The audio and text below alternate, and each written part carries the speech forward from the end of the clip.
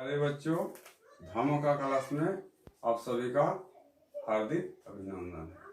हम लोगों के आज का टॉपिक है बहुपद, जिसको अंग्रेजी में हम लोग बोलते हैं पॉलिनोमियल। तो बहुपद का अर्थ क्या होता है? बहु माने होता है बहुत और पद माने होता है टर्म यानी खंड।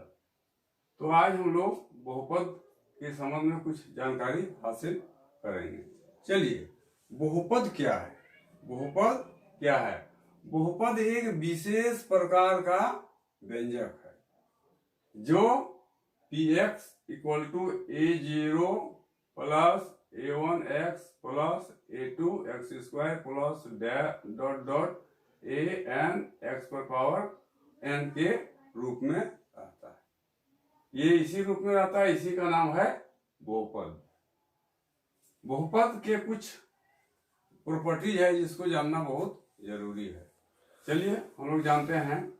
इसमें a0, a1, a2, an क्या है? ये सब एक अचर संख्या है।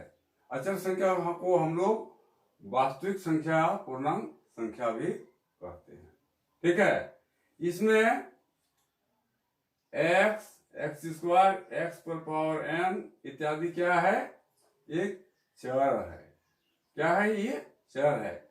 इसका घात पॉजिटिव है। यहाँ क्या देख रहे हैं? x में प्लस है, यहाँ x² है, यहाँ भी प्लस है, इन्फिनिटी हो गया है, इसमें भी प्लस है।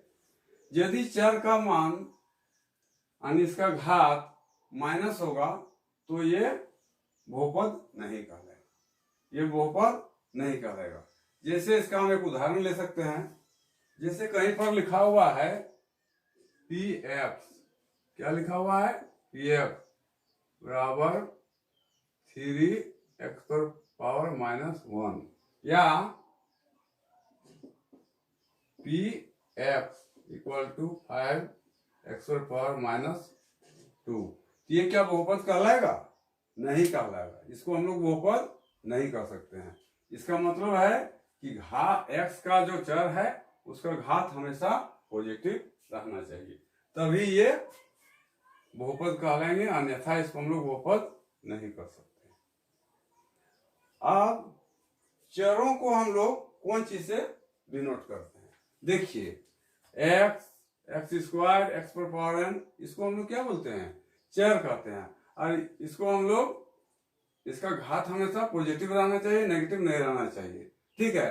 चरों को हम लोग x, y और z से प्रदर्शित करते हैं। चर को हम लोग कौन चीज से प्रदर्शित करेंगे? चाहे तो x से करेंगे, चाहे y से करेंगे, चाहे z से करेंगे। ठीक है। अब इसका दूसरा बिंदु आता है कि पद किसे कहते हैं? बहुपद के पद किसे कहते हैं? तो a0, a1x, a2x² plus dot dot an x पर पावर n, ये इन्फिनिटी तक है, इसके बीच में बहुत सारे पद है। ये सब कहलाते हैं पद। ये सब क्या कहलाते हैं? पद। यानी अंग्रेजी में इसको हम लोग टर्म बोलते हैं। अंग्रेजी में इसको हम लोग क्या बोलते हैं? टर्म बोलते हैं। एक टर्म में एक चर रहेगा और एक अचर रहेगा। ठीक है। अब बहुपद के कुछ भाग है जिसको हम लोग माने बहुपद कितने प्रकार के होते हैं इसको जानेंगे। तो बहुपद दो प्रकार के होते हैं। एक तो पद के हिसाब से और एक पावर के हिसाब से, यानी घात के हिसाब से। पद के हिसाब से होता है एक पदी, द्विपदी, त्रिपदी। एक पदी को मोनोमियल बोलते हैं, द्विपदी को बाइनोमियल बोलते हैं और त्रिपदी को ट्रिनोमियल बोला जाता है। उसी तरह पावर यानी घात के आधार पर एक रेखिक बहुपद होता है जिसको हम लोग लीनियर पॉलिनोमियल बोलते हैं, द्विघाती बहुपद जिसको हम लोग क्वाड्रेटिक पॉलिनोमियल बोलते हैं, और तीसरा है त्रिघाती बहुपद जिसको हम लोग क्यूबिक पॉलिनोमियल बोलते हैं। अब हम इसको बारी बारी से इसका बृहद जानकारी थोड़ा लेते हैं ताकि हमको कॉन्सेप्ट पूरा क्लियर हो जाए। अब आते हैं एक पदी। एक पदी बहुपद हम किसको कहेंगे?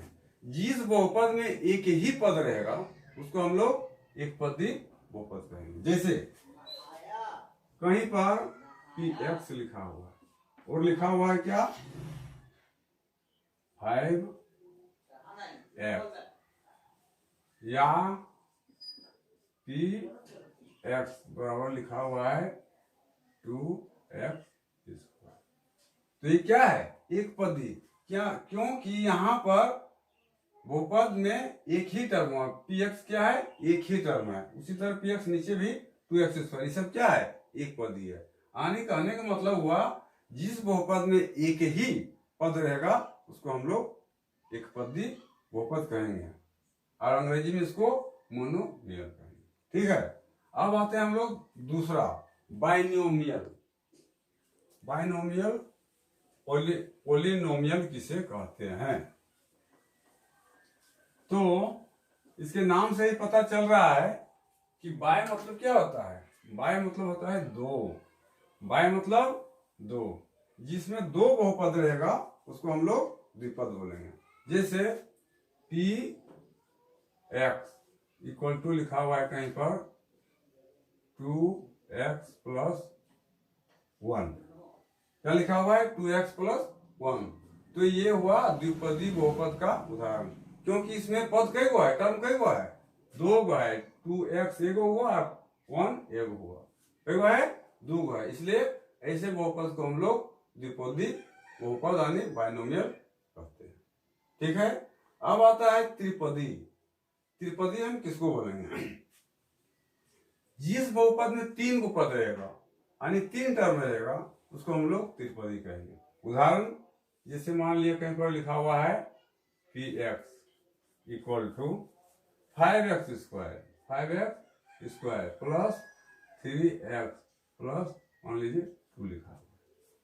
तो इसमें कई गो टर्म है? 5x स्क्वायर एक टर्म हुआ, 3x 2 हुआ और ये 2 3 हुआ। इस तरह इस बहुपद में 3 गो टर्म है। इसमें क्या है? 3 गो टर्म है। इसको हम लोग बोलेंगे त्रिपदी बहुपद। ठीक है। अब उसी तरह हम लोग जाते हैं रेखिक बहुपद पर।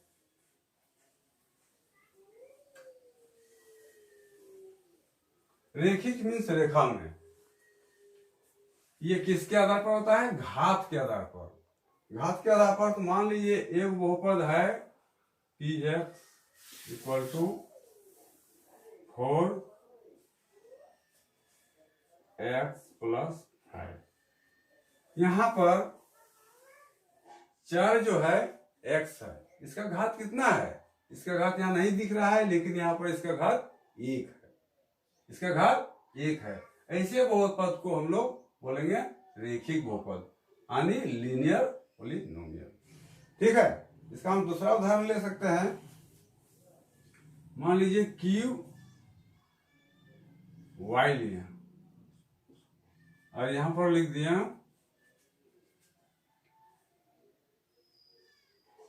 3y plus 3। ये क्या हुआ? ये हो गया रेखिक। क्योंकि इसमें हमारा चर क्या है? y है। चर क्या है? y है। y का पावर कितना है यानी घात कितना है? 1 है। इसलिए इसको हम लोग रेखिक बहुपद है।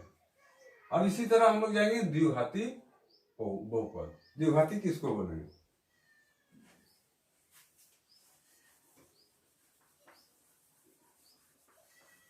जिस बहुपद में घात 2 रहेगा, चर का घात 2 रहेगा, उसको हम लोग क्या बोलेंगे? द्विघाती। जैसे मान लीजिए लिख दिए px, ये बहुपद है 2x स्क्वायर प्लस 5। ठीक है। तो यहां पर पद 2x जो है इसका चर का घात कितना है? 2 है। कितना है? घात 2 है। इसलिए ये हो गया द्विघाती बहुपद। ठीक है। अब इसी तरह आते हैं त्रिघाती बहुपद। नाम से ही पता चल रहा है कि जिस बहुपद का चर के घात 3 रहेगा उसको हम लोग त्रिपदी कहेंगे। जैसे मान लीजिए एक है px, एक बहुपद है, इसका पद है 2 x cube plus 2x² plus मान लीजिए 1 है। इसमें कई टर्म है, 1 2 3, 2x की एक टर्म हुआ, 2x² दूसरा हुआ और प्लस 1 तीसरा हुआ। अब इसको हमको घात को देखना है, इसमें अधिकतम घात किस टर्म में है, 2x³ में, इसलिए इसे बहुपद को हम लोग त्रिघाती बहुपद कहेंगे। ठीक है, अगले चैप्टर में इससे संबंधित कुछ प्रश्नों को मैं हल करूंगा। यदि वीडियो अच्छा लगा तो इसको सब्सक्राइब करें और शेयर करें। जय हिंद, जय भारत।